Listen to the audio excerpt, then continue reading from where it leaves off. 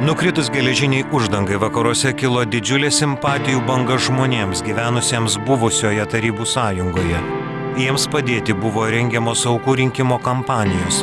Į nepriklausomybę atkūrusią Lietuvą taip pat pradėjo atvykti labdaros prikrauti sunkvežimiai iš vakarų.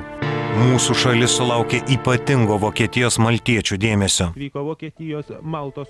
Jie siuntė savo atstovus, kad šie įvertintų, ko labiausiai trūksta Lietuvos žmonėms. Oficialiai Maltos ordinas Lietuvoje pradėjo veiklą 1991 spalio 10, kai buvo įkurta Maltos ordino pagalbos tarnyba.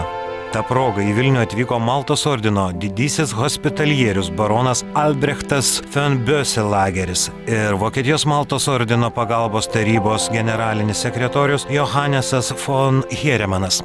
Pirmojų Lietuvos Maltos ordino pagalbos tarybos prezidentu tapo vyskupas Juozas Tunaitis, generaliniu sekretoriumi kunigas Aušvydas Belickas. Nuo tada Lietuvoje pradėti vykdyti maltiečių socialiniai projektai, labdaros valgyklos, maistas ant ratų, socialinių pagalbos centrų ir labdaros vaistinių kūrimas, socialinė neįgalių žmonių priežiūra namuose, vaikų dienos centrai. Maltos ordino ir Lietuvos diplomatiniai santykiai oficialiai buvo įtvirtinti 1992 m. Liepos 9 d.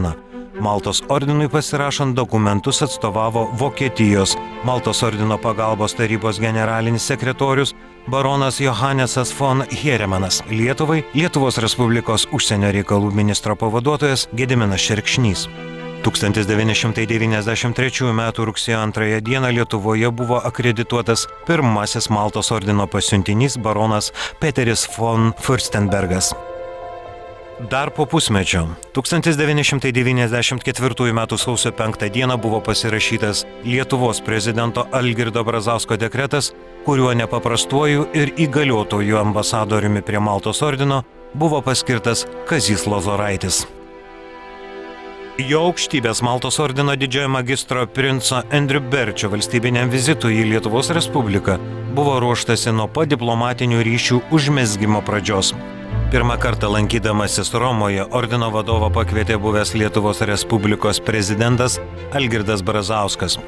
Vėliau kvietimą pakartojo Seimo pirmininkas Vytautas Landsbergis ir prezidentas Valdas Adamkus.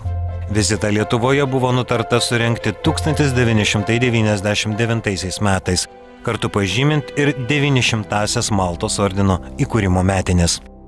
Didžiojo magistro vadovaujama delegacija atvyko 1999 m. gegužės 17 d. 2006 m. spalio 11 d. Lietuvos Respublikos prezidentas Valdas Adamkus priėmė Maltos ambasadoriaus grafo Duglo von Saurma Helčio skiriamuosius raštus. 2011 m. rugsėjo 9 d. pirmą kartą į Lietuvą atvyko jo šviesiausioji aukštybė Maltos nepriklausomo karinio hospitalierių ordino didysis magistras princas Matthew Festingas.